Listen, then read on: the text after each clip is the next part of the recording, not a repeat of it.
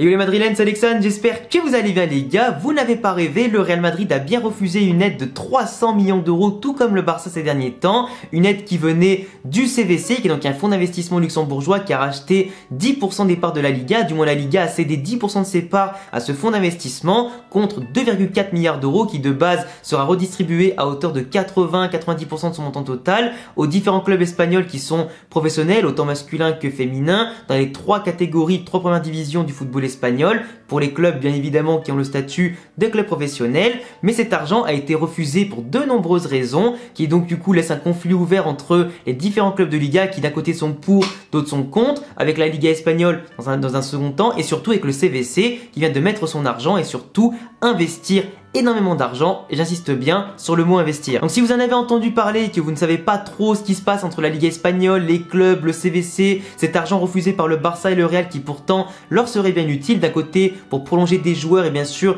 éponger un peu les dettes et de l'autre côté payer le nouveau stade, Messi, Haaland et que sais-je encore, vous êtes bien sûr au bon endroit pour qu'on débriefe tout ça ensemble. C'est parti. Alors déjà pour revenir petit à petit, et je redonnerai les informations les plus importantes petit à petit pour ne pas trop vous perdre et surtout y aller le plus simplement possible et surtout de manière compréhensible. Parce que j'ai vu quand même aussi beaucoup de youtubeurs en parler, autant des youtubeurs qui parlent du Real Madrid, du FC Barcelone, de l'Atlético et du foot en général, qui ont simplement balancé l'info comme ça sans vous donner le moindre détail, sans attendre d'avoir un minimum de recul sur la situation et surtout qui ont dit n'importe quoi. Du coup maintenant j'ai pris un peu de recul, j'ai attendu pas mal de temps avant de faire cette vidéo là pour bien attendre le pour et le contre, bien sûr faire mes propres recherches et mes propres conséquences etc et conclusions pour vous faire la vidéo la plus détaillée possible et la plus claire possible. Alors déjà première information, le CVC qu'est-ce que c'est? Pour revenir au contexte du truc, le CVC c'est un fonds d'investissement, et je répète fonds d'investissement c'est très important, luxembourgeois qui voulait simplement investir dans le capital de la Liga espagnole, qui a donc cédé 10% de son capital et donc de ses parts à ce fonds d'investissement.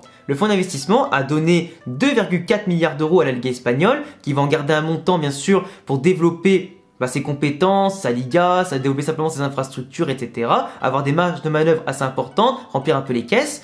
Et de l'autre côté, 90% de ces 2,4 milliards d'euros, ou 80% je sais plus, vont être redistribués suivant le classement, suivant la hiérarchie, suivant les performances, suivant bien sûr l'historique des clubs, leur division, etc., leur rang et leur prestige et leur prestance, et aussi ce qui touchait en droit TV de base, ça va être redistribué arbitrairement selon tous ces critères aux différents clubs de Liga, masculin, féminin, entre la première et troisième division, pour les clubs qui sont professionnels. Donc déjà, d'un côté, tu te dis, bon, la Liga, elle a cédé 10% de ses droits, ça va nous donner énormément d'argent, les clubs comme le Real et le Barça sont officiellement bien parce que du coup ils pourraient toucher entre 250 et 300 millions d'euros, ce qui serait une aide non négligeable. Les autres clubs ça n'a pas filtré, mais ils devraient toucher en général, tu sais, 100, 150, 200, un truc comme ça, tu vois, 50, 20, etc. T'as compris l'idée. Mais du coup, en fait, le problème c'est que déjà, la Liga espagnole, elle a fait ça un peu en soum-soum, sans donner de détails aux clubs de la Liga espagnole et des trois divisions, sans les concerter, sans leur dire que oui, il y a un fonds d'investissement qui est intéressé, on va leur céder des parts. Du coup, déjà, il y a un problème. T'en as qui sont pour forcément parce qu'on est en cas de crise Covid-19 et forcément il y a eu des ventes de maillots qui ont été impactées, sponsoring impacté, marketing qui est impacté, les tournées en Europe, en Asie, Amérique, Afrique qui ont été impactées, du coup les clubs ne peuvent pas voyager pour gagner de l'argent avec des gros matchs amicaux qui sont onéreux et surtout bons pour les finances du club. Il n'y a pas eu de gros mercato, il n'y a pas eu, j'allais dire, de rentrée d'argent significative à cause du manque de billetterie et tout ça.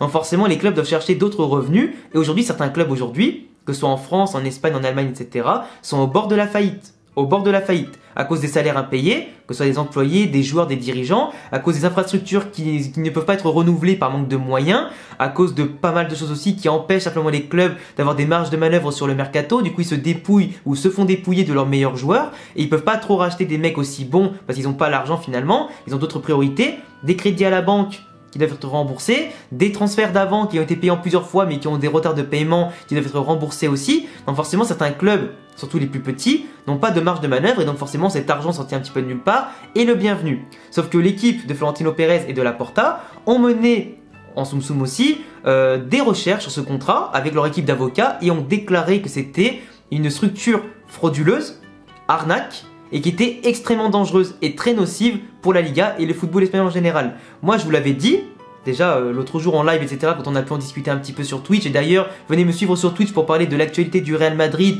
etc, en tout cas on fait pas mal de débriefs et je joue aussi à FIFA 21, du coup n'hésitez pas à passer. J'ai dit que ce CVC là, l'accord qui a été donné, c'est plus une mise en danger et un poison à petit feu pour le football espagnol qu'une sécurité et une valorisation.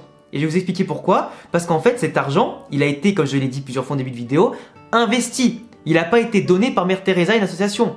Il a été investi. Ça veut dire que ces gens-là s'attendent à récupérer, sur les 40 années que le contrat du coup est fixé, puisqu'il est fait sur 40 ans, à récupérer plus de 2,4 milliards d'euros avec les intérêts. Donc au moins 3, 4 ou 5 milliards d'euros pour bien se mettre, tu vois. Parce qu'en fait, cet argent qui a été donné à la Liga, qui va être redistribué, est un prêt en fait. C'est un prêt que les clubs du coup vont utiliser, comme je l'ai dit, pour rembourser des dettes à plus ou moins court terme. Et en fait, cet argent-là, en plus de ça, va être divisé en 3 pourcentages. Le premier qui sera exclusif au mercato, pour que les équipes se renforcent, de l'autre pour payer les salaires, et l'autre côté pour payer les infrastructures. Donc déjà, les clubs qui vont recevoir ce montant-là ne pourront pas s'en servir comme ils le souhaitent. Il y a un pourcentage à respecter, pas plus, pas moins.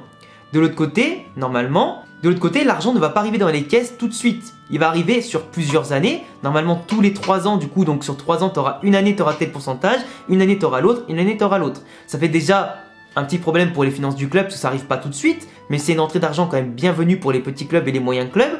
Mais du coup, donc d'un côté, tu ne peux pas l'utiliser comme tu veux, et de l'autre côté, tu l'as pas tout de suite. Donc forcément, il y a une petite couille derrière. Ensuite, pendant 40 ans, parce que le contrat s'échelonne jusqu'à 40 ans pour le remboursement, chaque club aura un taux d'intérêt qui sera fixé, normalement assez bas, mais t'imagines bien que quand un club comme le Real Madrid va recevoir entre 250 et 300 millions d'euros, même un taux d'intérêt extrêmement bas, sur 40 ans, c'est énorme, énorme. Et imagine qu'il y a une crise mondiale encore plus forte que Covid-19 qui frappe, que le club est dans la merde, et bah là c'est foutu. Ils seront endettés jusqu'au cul, donc un peu hypothéqués comme le dit Laporta et Pérez, pendant 40 ans. Tu vas vivre avec la corde au cou, avec des investisseurs luxembourgeois du CVC qui t'auront mis une dette que tu ne pourras pas payer avant 40 ans. Et qui va continuer de s'agrandir parce que tu ne pourras pas la payer avant. C'est énorme en fait, et je pense qu'on s'en rend pas compte. Et aujourd'hui, c'est pour ça que Laporta et Pérez ont sonné un peu tiré la sonnette d'alarme pour ne pas prendre ça, pour ne pas hypothéquer le club et les mettre en danger. Bien sûr, le Real Madrid et le Barça, même si le Barça a une énorme dette de plus d'1 milliard d'euros, ils savent que avec la puissance du club, les sponsors, etc., ils pourront petit à petit éponger la dette en vendant des joueurs, en baissant les salaires, etc. Ça peut arriver. Mais un petit club et un moyen club n'aura pas cette marge de manœuvre. Donc forcément, eux, à court terme, sont obligés de prendre ça pour éponger les dettes, crédit de la banque et tout le bordel, mais après ça, à très long terme, à moins de vendre beaucoup de joueurs et d'avoir des revenus qui explosent comme par magie, ça va être très compliqué pour eux parce qu'ils vont devoir du coup tout payer d'un coup, ou même en plusieurs fois, pour au final se retrouver encore dans les cordes dans 40-50 ans. Donc finalement, c'est un prêt qui sert un peu à masquer l'arbre.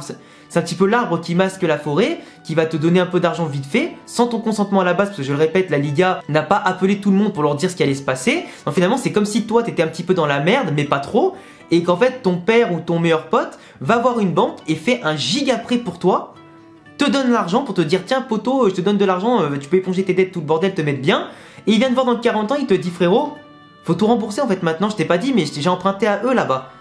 Ah mais moi je savais pas.